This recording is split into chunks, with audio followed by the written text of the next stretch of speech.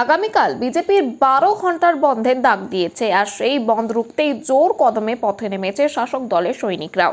আজ সন্ধ্যায় আরামবাগের 4 নম্বর ওয়ার্ডের পুরাতন বাজার চত্বরে বন্ধ রুখতে পথে নামলেন আরামবাগের ভাইস চেয়ারম্যান মমতা মুখার্জি সহ আরামবাগের 3 নম্বর ওয়ার্ডের কাউন্সিলর বিশ্বনাথ চ্যাটার্জি সহ অন্যান্যরা। তিনি জানান, বন্ধ করলে রোজগার খেটে খাওয়া মানুষগুলির লোকসান হবে, আরও অন্যান্য অসুবিধার সম্মুখীন হতে হবে সাধারণ মানুষকে, তাই তারা বন্ধ চান না। এই বিষয়ে আরও কি জানাচ্ছেন আরামবাগের ভাইস চেয়ারম্যান মমতা মুখার্জি সহ আরামবাগের 3 নম্বর ওয়ার্ডের কাউন্সিলর বিশ্বনাথ চ্যাটার্জি, ওনাদের থেকে শুনবো বিস্তারিত। 24 আওয়ার্স আরামবাগের রিপোর্ট।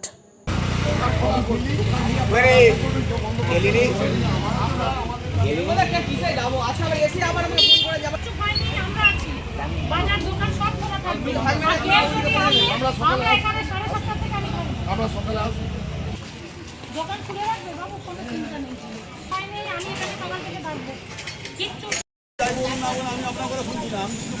বন্ধ করে কি আর কি সরাতে হবে? সবাই চাইছে, আমরাও চাইছি মেয়েটা যে আসা যেটা হলে তার শাস্তি হোক, কিন্তু কি করছে নবান্ন দখল করবে। আরে সব আমাকে বলতে হবে না বাবা, আমি সব জানি। বয়স্ক বাবার লোকের ভোট আছে। আমরা যারা আমরাও চাইছি যে যারা দোষী তাদের শাস্তি হোক। আমি সিবিআই হাতে রয়েছে, সব জানি, আমাকে বলতে হবে। সিবিআইটা তো রাজ্যের নয়। দরকার ছিল সিজিও কোম্পানি ঘেরাও করুন, ঘেরাও করুন, নবান্ন ঘেরাও করে আমি সব জানি, দিদি আর বলতে হবে কেন? কিচ্ছু ভয় নেই, শুধু শুধু বন্ধ করে আপনাদের একদিনের এটা নষ্ট করবে। রুজি রোজগার নষ্ট হয়ে গেল। বিষয়টা হচ্ছে আগামীকাল বিজেপি সকাল 6টা থেকে সন্ধ্যা 6টা পর্যন্ত 12 ঘন্টার বন্ধ রেখেছে। তো আমি আজকে এই আরামবাগ 4 নম্বর ওয়ার্ডের আমি কাউন্সিলর তথা আরামবাগ পৌরসভার ভাইস চেয়ারম্যান। আমরা আজকে এখানেতে 4 নম্বর ওয়ার্ডের যে মূল এখানেতে বাজার, আমরা সেখানে আসছি। এসে আমরা প্রত্যেকের কাছে অনুরোধ করছি দোকানেতে যে দোকান যেন খোলা থাকে, বাজার খোলা থাকে। গরিব মানুষের পেটের একদিন দোকান বাজার বন্ধ মানে এই সমস্ত মানুষগুলো দিন আনা দিন খাওয়া মানুষ, যারা বাজারে এনে তাদের 500-1000 টাকা রোজগার ইনকাম, 200 টাকাও ইনকাম, তাদের দোকান বাজার যদি সব বন্ধ থাকে সেই খেসারতটা বিজেপি দেবে না যারা ডেকেছেন বিজেপি তারা দেবে? বন্ধ করে কোনোদিন কোনো সমস্যার সমাধান হয়নি।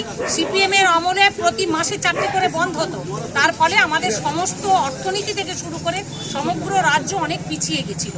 বন্ধ করে কোনো সমস্যার সমাধান হয় না।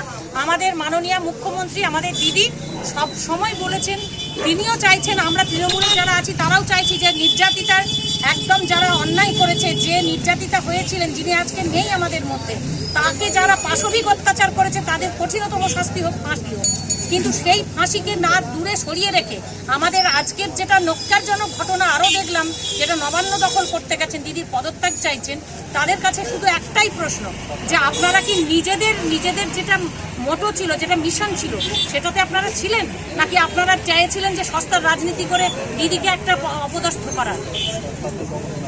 এবং ছাত্র সংগঠনের নাম দিয়ে যে সমস্ত মানুষগুলো আপনারা প্রত্যেকে দেখেছেন, তারা বয়স্ক সমস্ত মানুষ, তারা কেউ কোনো রকম ছাত্রের সাথে তাদের কোনো সম্পর্কই নেই। তারা বিজেপির ঝান্ডা ধরে এইভাবে একটা সুন্দর রাজ্যকে তারা অশান্ত করতে চাইছেন। এর মূল পান্ডা যিনি আছেন, আমরা তার কাছে অনুরোধ করব, তার কাছে আমরা জবাব চাইব যে আজকে যাদেরকে ছাত্র সাজিয়ে নিয়ে গেছে তারা কি সত্যি ছাত্র ছিল, নাকি এই গোটা রাজ্যটাকে একটা অস্থিরতায় পরিণত করতে চাইছেন? পুজোর আগে এই দোকানপাট বন্ধ হওয়া মানে সমস্ত মানুষের একটা দিনের রুজি রোজগারের। তাই এইটার আমরা তীব্র প্রতিবাদ করছি এবং আমি আজকে 4 নম্বর ওয়ার্ডের সমস্ত দোকান বাজারেতে যে আমি বন্ধের বিরোধিতা করি। আমি বলছি বন্ধ কোনোদিন করবেন না, বন্ধ দিয়ে কিচ্ছু হবে না। আমাদের দিদি যতক্ষণ আমাদের উপরে আছেন, মাথার উপরে আছেন, এই রাজ্যে আছেন, সমস্ত সমস্যার সমাধান হবে।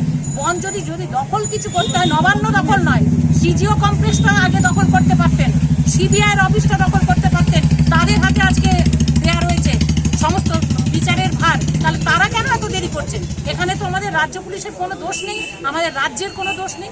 এটা তো সিবিআই তো পরিচালিত হয় কেন্দ্রীয়, এটা নিশ্চয়ই সমস্ত জনগণ জানেন, সকলেই জানেন। তাই বন্ধের বিরোধিতা করার জন্যই আজকে আমরা রাস্তায় নেমেছি। আগামীকাল বন্ধ যাতে একেবারে না হয়, আমি কালকে সকাল থেকে এখানে থাকবো। সর্বনাশা বন্ধ অ্যাকচুয়ালি এরা বামফ্রন্ট সরকারের যেটা করে গেছিল, তারপর থেকে বিজেপি সেটা করার বাংলায় চেষ্টা করছে। আজকে ছাত্রদের নামে যারা মিছিলে ছিল বা যারা ছাত্র আন্দোলনে যুক্ত ছিল, তারা কি কেউ ছাত্র ছিল? একজনও ছাত্র ছিল? আমরা টিভিতে কাকে দেখেছি? কোন লোকগুলোকে দেখেছি? তারা কারা মার খেয়েছে, আজকে প্রশাসনের পুলিশ মার খেয়েছে, তাদের মাথা পেটেছে, তাদের হাত ভেঙেছে। ছাত্র আন্দোলনের নামে যে মেয়েটাকে নিয়ে, যে নার্সকে নিয়ে এত আন্দোলন, তার জন্য তো মমতা ব্যানার্জি, ডাক্তারকে নিয়ে তার জন্য তো মমতা ব্যানার্জি তো বারবার বলেছে যে আমরা এর চূড়ান্ত শাস্তি চাই।